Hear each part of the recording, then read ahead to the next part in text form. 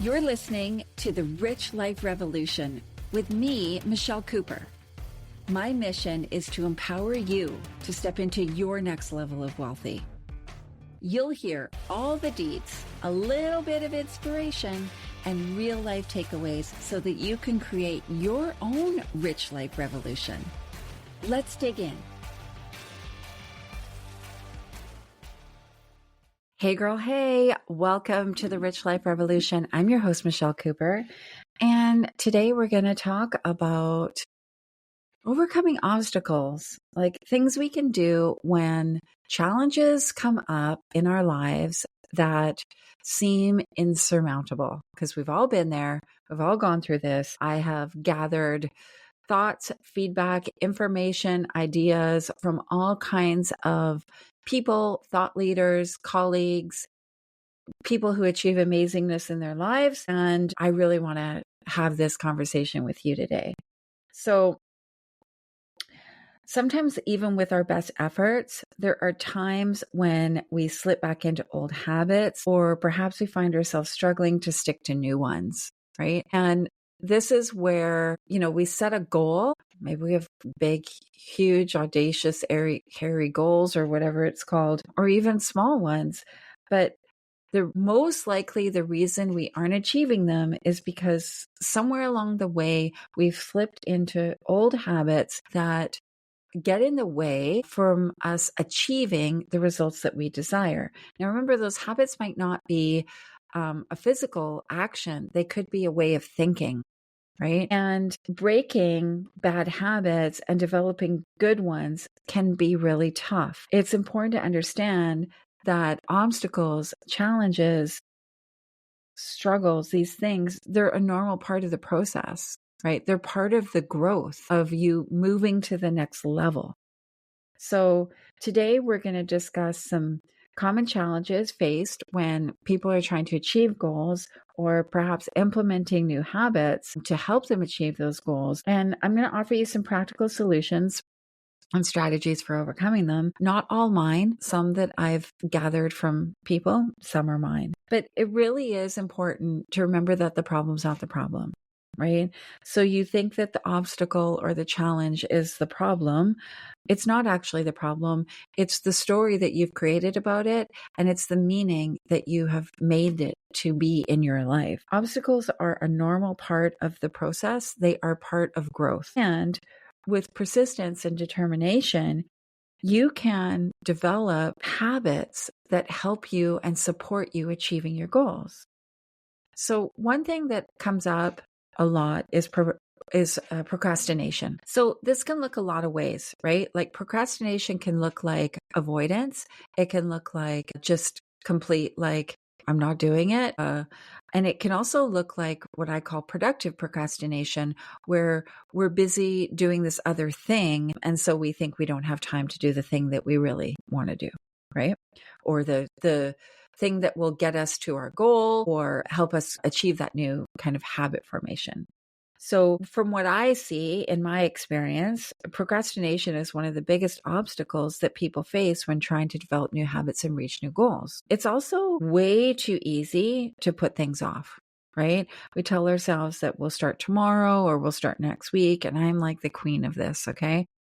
The issue with procrastination is that it frequently leads to inaction or distraction, and it makes it hard to regain momentum once momentum is lost, or like to even initiate the momentum. So procrastination can show up in various ways.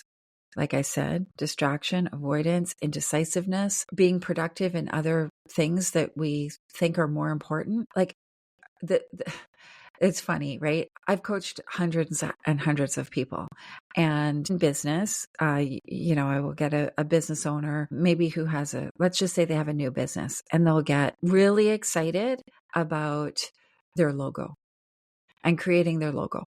It's got to have these colors, and I want it to look like this thing. And what I kind of giggle to myself, and with some tough love say, nobody gives a fuck about your logo, to be honest. No one's going to hire you because you have this blue butterfly in your logo. It won't matter. Sure, it's a nice to have, but it really doesn't matter, right? What matters is that you get your offer out there. What matters is that you're visible. What matters is that you have the business set up in the legal and financial areas, right? Those things matter, and people don't like to do those things, right? Often pushes their buttons.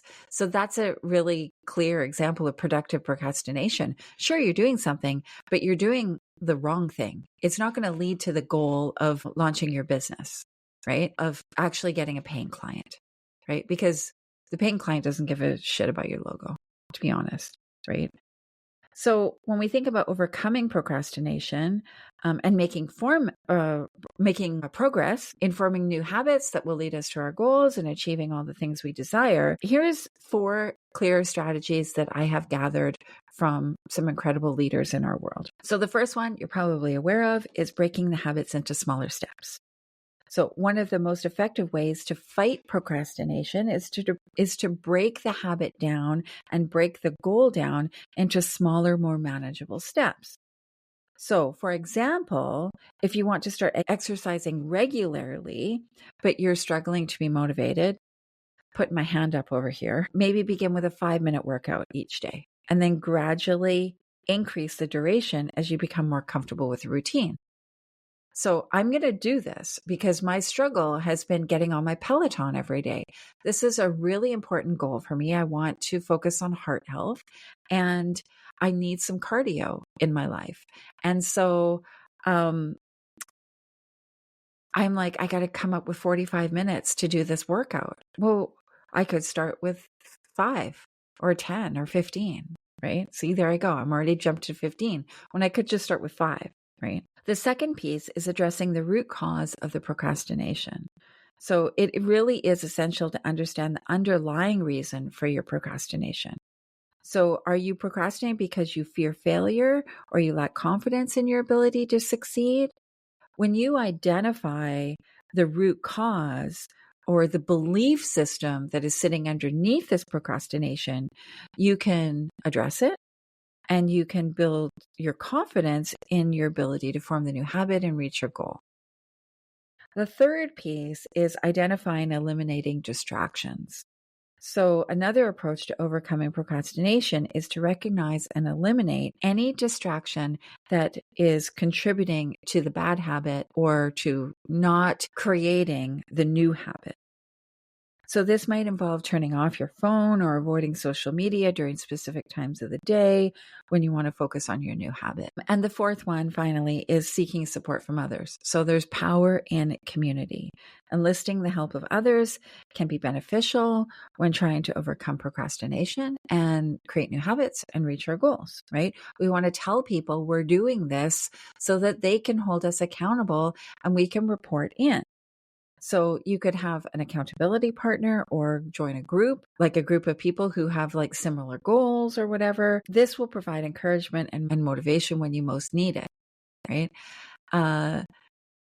It could be as simple as you text your friend a tick mark when you've done the thing, right? I've done that in the past with friends. So by implementing any of these 4 strategies, you can tackle the procrastination head on, which allows you to make progress in forming new habits and improving your life.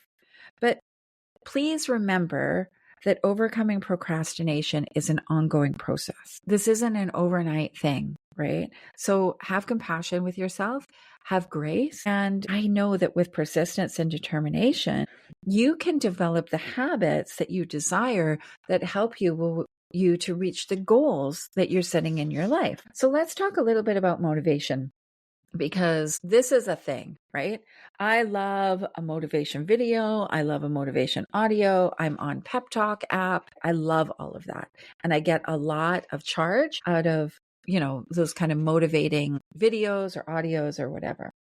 But what I see is that in myself and others is that a lack of motivation is a common roadblock that we all face when we're trying to form new habits and reach our goals. So it can be especially tough when the habit doesn't give us an instant result, right? Or we can't see the result. So, for example, my goal of having a healthy heart, how do you measure that? Now, perhaps there's some medical testing I can have or whatever, but I can't see my heart health right now. Now, there's lots of devices and technology that can help us with this kind of stuff, but it's not like an instant noticeable thing, right? But what I would say is that we don't have to worry about that. There's lots of strategies that can help us jump over this hurdle and stay motivated to reach our goals. So one of them is to find your why, right? If you follow Simon Sinek, you'll know your why, or what's your why, or whatever it is he says. I can't remember. Amazing book. Pick it up if you haven't read it. Figuring out the real reason why you want to form a particular habit can help keep you motivated to stick with it. So take a moment to think about your values and what matters to you. Once you've found your why, you could jot it down, and then you look back at it when you're feeling unmotivated, right? Know your why. Have it on a sticky note, right? Now, this could be for anything. A goal you have in your business, in your life, in your relationship, whatever. Doesn't matter. And then we can think about breaking down our goal into small, achievable steps, right? We talked about this in the last episode 2 weeks ago, right? When a goal is too big or it seems overwhelming, it can be hard to find the motivation to work towards it, right? I see this in business all the time. People have a smaller business and their goal is to have a 7-figure business. Well, it's pretty hard, not impossible, but there's some challenges around jumping from 100,000 to 1 million, right? That's a huge leap. So what if we go 100,000 to 200,000, right? Breaking it down into smaller achievable steps that you can accomplish in less time, and then celebrating each small victory along the way can build momentum and motivation. Celebration to me is a key to abundance, right? It really shifts the energy and the vibration. And so when we have smaller goals that we can celebrate more frequently, that shifts everything. The other thing to consider is, how are we talking to ourselves, right? Often we can be really negative in how we talk to ourselves. And negative self-talk can be a huge motivation killer, right? I encourage you to challenge those negative thoughts and replace them with positive affirmations. For example, instead of saying, I can't do this, say, I'm totally capable of achieving this, right? I can do this. I am doing this, right? I am is the most powerful statement in our world, right? So be aware, watch what comes out of your mouth that follows I am, because whatever follows I am is what is going to happen in your lived experience. Again, create supportive environments. I cannot preach on this enough. Surrounding yourself with people who support and encourage your goals can help boost your motivation, right?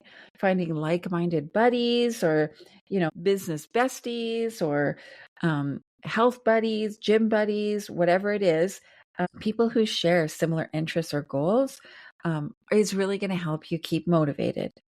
So joining a group or a community to stay accountable and motivated will really help. Or, just your bestie and you've got a thread on WhatsApp or something, right? Rewards. Let's talk about rewards. I kind of talked about celebration, but let's talk about rewards, because rewards can be a powerful motivator to help you stick to your habits and achieve your goals. So pick rewards that mean something to you. And this is a really important piece, right? Like, what means something to somebody else won't matter to you, right? So this could be about understanding your love language as well. So my love language for other people, like for me, expressing love is gift giving, right? I love to give gifts to people. I love to see their reaction. And gifts might be a physical thing. It might be an experience. I don't know. But I love doing stuff like that. It makes me feel so happy. But receiving is different for me. So I'm not a huge, like a materialistic person. Like, I don't need all the things, right? I like to receive gifts, absolutely. Who doesn't, right? But it's not a driving factor for me. Now, I used to value that more, but things have changed a little bit. Physical touch is important to me. It didn't used to be. Like words of affirmation, like communication for me right now is the biggest gift. Affectionate communication, clear communication, gratitude. When people send me a message saying, I'm so grateful to have you in my world, that is huge to me. Huge. It means so much and it really lights me up. So understanding what rewards are for you, right? And are they in alignment with your goals, right? So if your goal is to have $100,000 profit in your business, but then you're going to go, the reward is to go on a $1,000 round the world holiday, that might align, but it might not, right? Like what was that $100,000 for? Was it to have a safety net? So make sure that your rewards align. And I really encourage you to have these small celebrations with small rewards along the way. So I'm going to encourage you to try out some of these strategies. And this can help you overcome some maybe lack of motivation or staying on track towards forming new habits and reaching new goals. And remember that motivation is an up and down thing. It's not a consistent thing. It will go up, down. We are human beings. We have reactions and experiences, and all of this contributes to our lived experience. So just stay committed and consistent. And I promise you that you will achieve your goals over time and your new habits will become easier in your life, right? So I totally get that when we miss a workout, or maybe we hit up McDonald's for that cheeseburger, or somehow we experience a setback that can make us feel defeated and demotivated, right? So setbacks are a totally normal part of a habit forming journey and a goal achieving journey. There are the moments when we slip up or we stray from the path we set for ourselves. And, it's this thing that happens. We're human beings, right? But they don't have to throw us off course. They can actually serve as valuable learning experiences and opportunities for growth. And that's what I want you to focus on. So let's talk a little bit about bouncing back from setbacks, because it happens. It's going to happen. It does happen. It has happened. And that's just a fact of life. So first of all, self-compassion, right? Instead of being hard on ourselves, and most of us are really good at this, we can try to be understanding and compassionate with ourselves. We can recognize that setbacks are a normal part of the process and remind ourselves that we're still making progress. We're still on the road, right? We're on the path. We can reframe setbacks as opportunities, right? Instead of seeing the setback as failure, we could try to view them as chances for learning and growth. We could analyze what went wrong. We could pinpoint the trigger that led to the setback. We could brainstorm ways to prevent it from happening again, right? For me, a setback recently has been this kind of weird communication with a friend, not the kind of communication I want, not the level of communication I want. It feels weird. It feels distant, unconnected. And what happened? I found myself getting that McDonald's cheeseburger. I found myself not getting on my Peloton, right? So what went wrong there? What was the trigger? It was this communication that didn't line up with what I desire, right? Now, is that on me? No, right? But did I communicate what I need from this person? No, I did not, right? And in fact, I might have communicated the opposite of what I need, right? Because I was maybe protecting my heart or something like that, right? So just being willing to look at it and see it as an opportunity, right? Could I be clear on what I need from this person in regards to communication? When that happens again, or if it happens again, what will I do? Right? Well, I'll have that self-compassion. I'll be like, No, we don't need to eat, right? We don't eat our feelings, Michelle. Let's do something else. Let's go for a walk with our dogs or, whatever it is, right? We can also look at adjusting our approach, right? So if our current strategy isn't working, we can give give a different approach a try. So the example that I would use here would be the whole thing around flossing. Like, I wanted to floss my teeth every day, and flossing after brushing my teeth just didn't happen all the time, not on a consistent basis. But when I floss before I brush my teeth, it happens every day, or has happened every day so far. So reevaluating our goals and our habits and adjusting them accordingly, right? I really want to encourage you not to be afraid to try something new or seek help from a coach or a mentor, right? Get support. Be willing to ask people what they're doing, right? How did they do this? How did they achieve this goal? And then not letting setbacks hold you back, right? Jump right back on that horse. Jump back on track as soon as possible and keep working towards your goal. Remember, progress isn't always a straight line. I would offer that it's never a straight line, right? But every small step counts towards our overall success. And again, I'll remind you, celebrate those small wins, right? Celebration is a key to abundance. Taking time to celebrate the small wins along the way creates a different energy, right? And celebrating your progress can boost your motivation and your confidence and help you stay committed to your habits in the long run, right?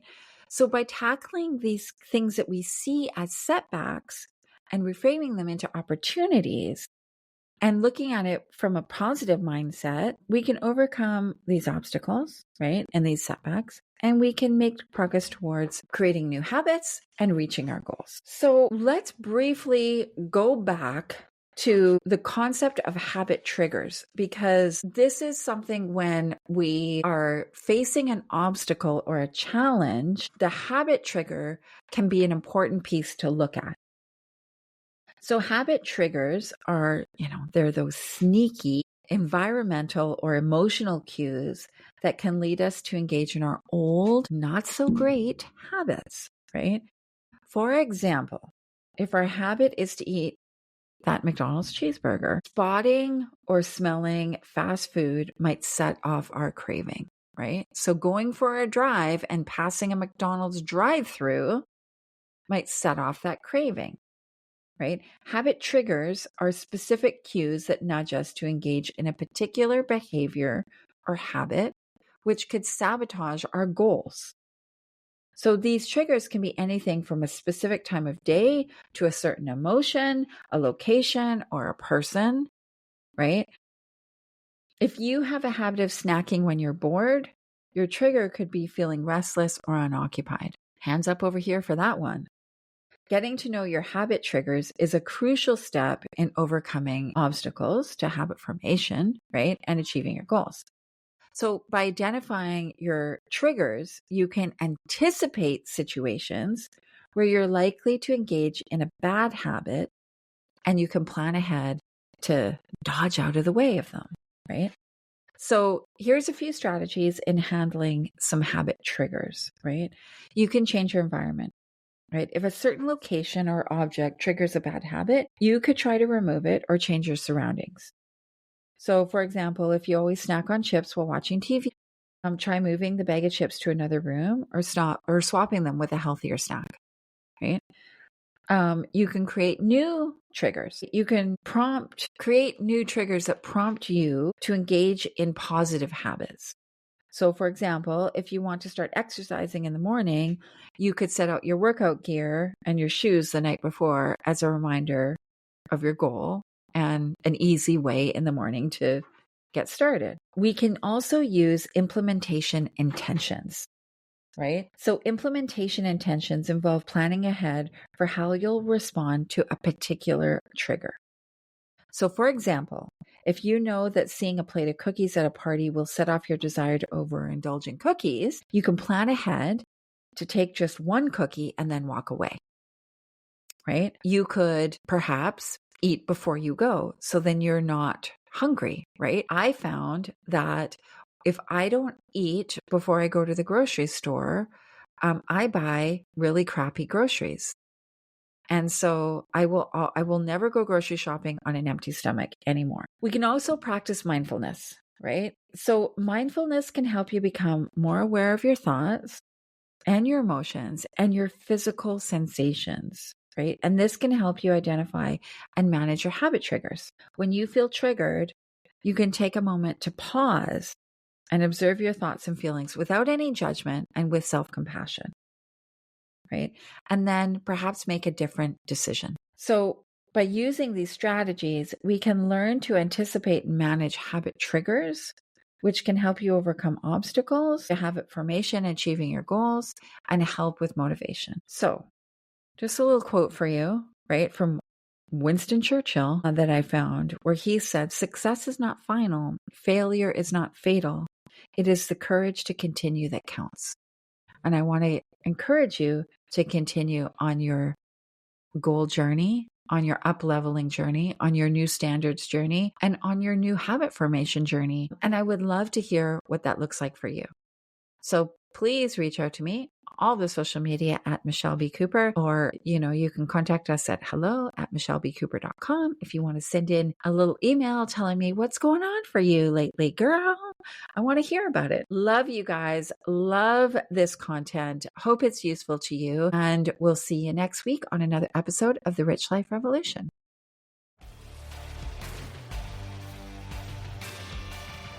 Thanks for hanging out with me. I hope you got at least one gold nugget today. Be sure to grab your copy of the Rich Life Revolution workbook to help you set the foundation for your next level of wealthy. Get it now at richliferevolution.ca, and I'll see you later.